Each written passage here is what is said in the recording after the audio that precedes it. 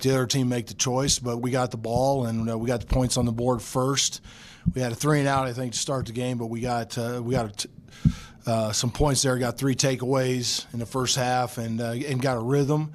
And then the second half, the offense started to move the ball a little bit, and I think that was a big pick-me-up to everybody on the team. And for 2 games, we've seen constant progression going forward.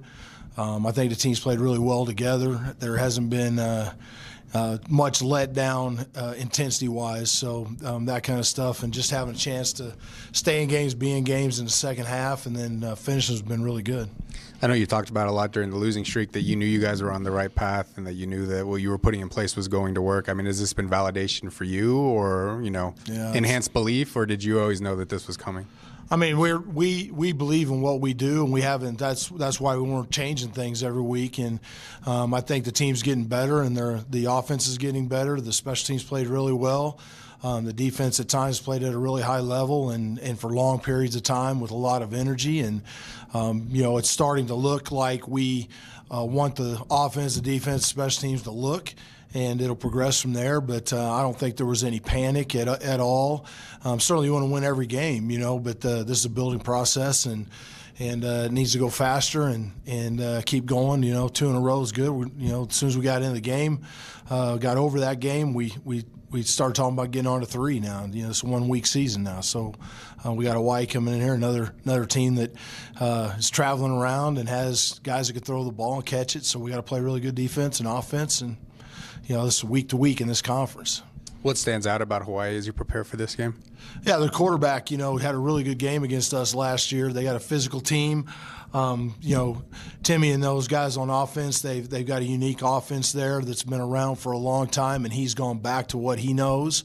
Kind of what we all do when we get a chance to do this. You evaluate your situation, and he's doing what he wants and what he knows best. And they got some defensive coaches that we know well, that we've had history with, and they play really hard. And they got a lot of unique things that they do. With the run and shoot and stuff like that you have to prepare for totally differently than you prepare most weeks. And then if you overdo one thing, then they can run the ball. And if you don't protect your own quarterback, they can make a lot of havoc on your offense. So there's a lot of things there that we started on yesterday. And you get, at this time of the season, you're trying to keep your guys healthy. You're trying to practice well, but you're also trying not to get guys too much hitting because they're getting, a little banged up after 8-9 games. And so there's a lot of balancing to go on to keep your team moving forward and playing hard and healthy. You guys had your second most rushing yards against New Mexico. I mean, Jamal Bell obviously played a big role in that. I guess, do you envision keeping him at running back and giving him those opportunities even when Sean's back? Sean will be back this week, as will Connor. Both those guys will be back in the depth this week. But, we've tried to get Jamal Bell the ball a bunch of different ways throughout the season, and he'll continue to take the backfield reps, the wide receiver reps, our kickoff return reps. The issue that we had with Jamal the other night was he started to cramp up late in the game in the middle of the second half. We had some, Josiah Timoteo in at tackle that hadn't played extended amount of time. And, as cool as it was still, they were out there a lot more than they had been, and guys started to cramp up a little bit. So we've got a better hydration plan. He'll have a little more rest this week. But Jamal took a ton of reps at a ton of different positions, and they're not positions that you can just jog around at. He's going full speed all over the place. So it'll be good to have those other backs back so we can move him around, get him back where he can take some quality reps and not be overextended in the game like he was the other night. But I mean, God love him. He jumped in at running back and got a touchdown at running back, and he does whatever you ask. He loves to play football, and that's a good quality to have on your football team. You guys lost Brendan with an ankle injury, and AJ played well down the stretch. Do you envision having Brendan back? I know it didn't sound all that serious after the game. Yeah, Brendan could have gone back in the game. He's fine. He'll practice tomorrow. In that when you get a guy all heated up like that and he's sweated, he's loose, he's playing, and then he's out for a bit, and they had to retape him. They had to take him in and look at it, obviously, into the rehab center, and then we brought him back out, retaped and everything. And at that moment in time, AJ was playing well, and the offense was moving the ball, and we didn't feel like taking a chance to try to warm Brendan back up to get him going again, and then have him maybe re-injure or re-aggravate that ankle. So we let AJ have the ball right there to the end, and he got a score for us, and then he went out and did a great job in the last drive on the take a knee and get everything and get us out of the game. So, we're lucky now that we have 2-3 quarterbacks that we have no problem going in the game, and we feel confident in what they can do, and we don't have to put Brendan back out there all cold and his sweat had dried and try to get him back up to speed at that late a time in the game and risk further injury. So, love what AJ did, and there's a guy from Hawaii had to go out and play in cold weather for the first time, so we wanted him to feel that too. Coach, it seems like Brendan's been hooking up with Delvon Campbell every game consistently now down the field. How have you seen that connection grow on the field between those two? Yeah, they started that in the summer. They worked out there together. There's guys that work together, and they have got a good relationship, and we've tried to push that more as we got into the season, and they got even more together. I think we took 4 shots to Delvon, deep shots in that game. He caught one, and one was just out of bounds that he couldn't catch, and the other 2, they pass interfered him. So, that's 3 out of 4 times that he would touch the ball. We got first downs or touchdowns. So we're going to continue to utilize that. We got Marshawn Brown, Isaiah Crocker. We've got some guys on the outside and inside that can do that kind of stuff. But certainly Delvon's got a great knack for using his body, getting his hands on balls, even on plays. I think there was a play there where we went hard count and they jumped off sides and our center snapped the ball and they didn't call it offsides. It was a little bit of a wonder why they didn't, but Brendan knows when that happens, he just steps up and throws deep ball to Delvon, and something usually good happens when that happens. The Kansas game was the same way, and he caught that ball for a 60-yard gain. So we're going to continue to use that and utilize it, and we got some young guys there that can also do it on the other side, and hopefully we can learn to stretch the field a little more. Going back to that run and shoot with Hawaii, obviously what it entails, being out here in the West, we hear it a lot, but say to the average football fan who's not familiar with what the run and shoot is versus something they've heard of before, like an air raid or something like that, what exactly is a run and shoot? Yeah, it's a long-time version. Mouse Davis and June Jones and those guys have been doing it since the Portland State days. And it started out as kind of a half roll and a half field read for quarterbacks, kind of a shorter version of a sprint out and a lot of different pass routes. And then if you overplayed that side, they could spin back and throw a vertical to the other side of the field. And then over time it is not as much roll to it, but it's 4 or 5 wide receivers, it's quick throws, it's a lot of space. It's a modification of the air raid, but with a little more pocket movement of the quarterback. They get him back there very deep, so it's hard to get to him before he throws the ball. There's a lot of aspects to it, and then they've got a 270-pound running back there that if you overplay it too much, they can hand it or shovel it to him, and if he gets a head of steam up, that's a locomotive coming at you. So they got some good stuff going on in that, and they've even put tight ends in there. I know their tight end that we saw last year isn't playing for them right now, but they've got a couple other tight ends, and they put 2 backs in there. So Coach Chang and those guys have modified it, like everybody does their own twist on that stuff. But it's certainly an offense when you throw that much that you got to defend, you got to match coverages, you got to do a lot of disguise, you got to slow them down a little bit, and you got to knock them off schedule, kind of like an option offense. You got to knock them off schedule so you can get into your serious pass rush stuff and take advantage of down and distance.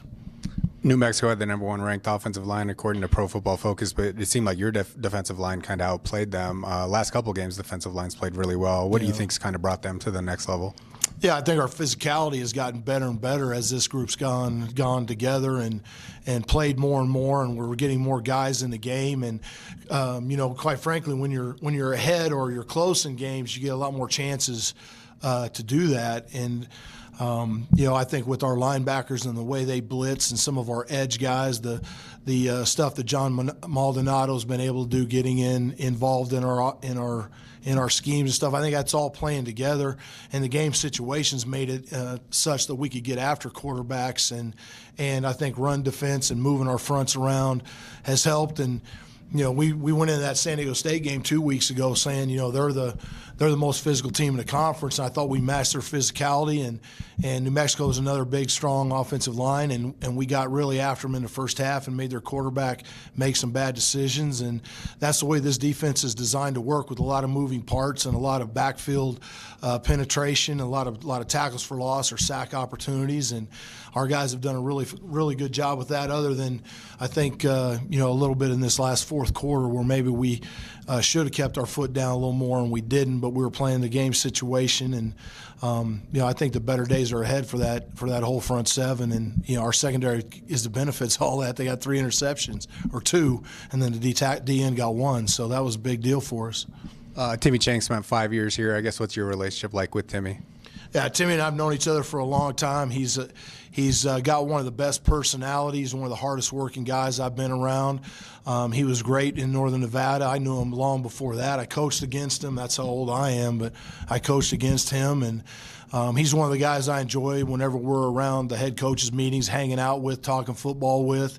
He's a hard recruiter.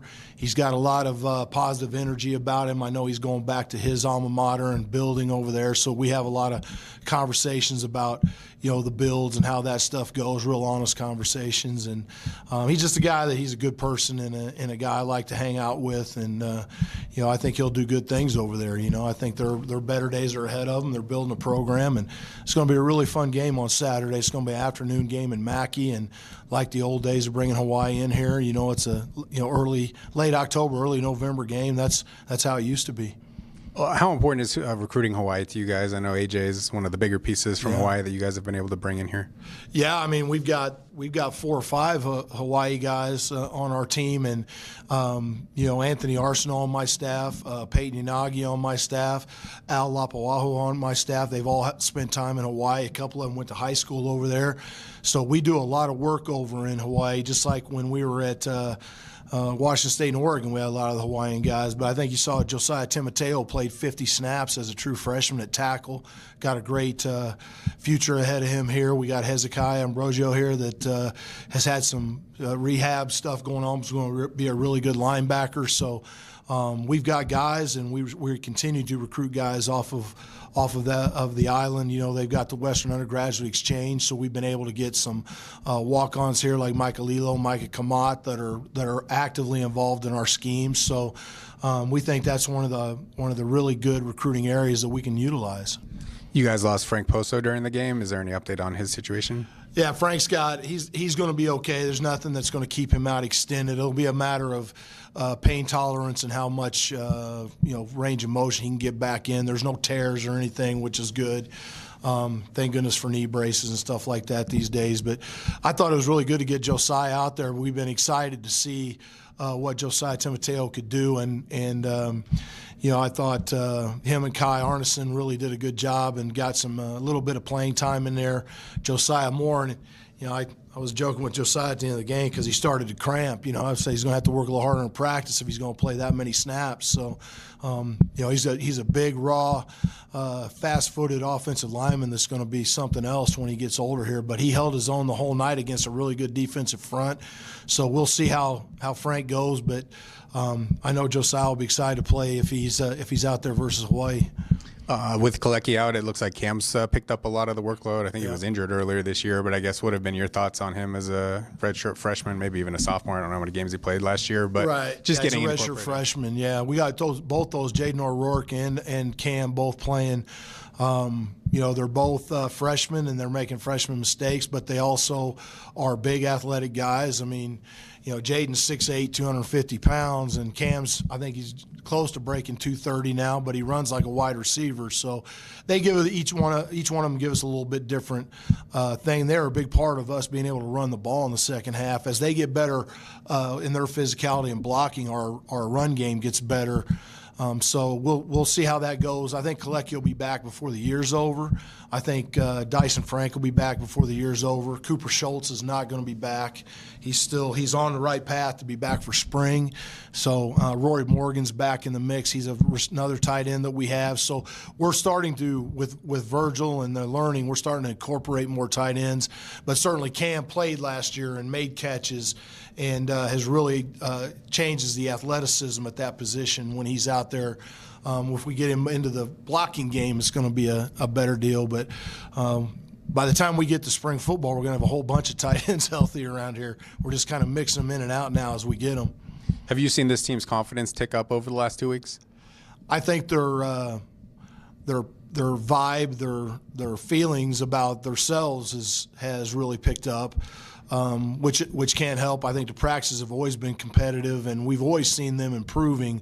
I think the buy-in, the temperament, the leadership, I think all that improves as you win games and guys see the fruits of all the labor they're putting in. You know, we talk to them all the time about in sports and life. You know, the way you have the biggest success is if you can make yourself invest without the guarantee of success. That's how you get success. If you always wait for the success before you buy in, it usually doesn't work. But if you throw yourself all into it and just work at it, the end product is usually pretty good. And I think our guys have done a good job of that. Can you describe how your middle linebackers have played this season? It seems like Naki and Drew are some of the better players in the conference.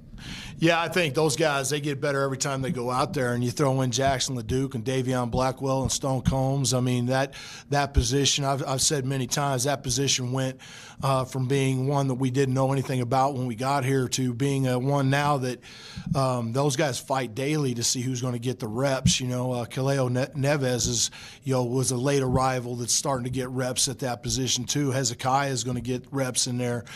John Thomas, JT, we got some reps at defensive end because he's a good pass rusher and he hasn't got much rep at linebacker. And then Michael Lilo's getting reps. So Coach Bethea and those guys now have a large contingent of different talents that they can use, but certainly Naki and Drew have been stalwarts since the day I got here. They've started every game since we got here, and they're still young guys, so that's a good thing. And they fight, and they're on every special teams, and they're always in the office, and they do good in school. So there are guys you can build a whole defense and a whole really a culture in your program around. With Halloween tomorrow, do you have a favorite trick-or-treat candy and a least favorite? That's a good one. So if I was Mike Leach, I would say candy corn, right? Because I heard that for 6 years. So my favorite candy are Skittles. Any flavor, any kind, sour, it doesn't matter.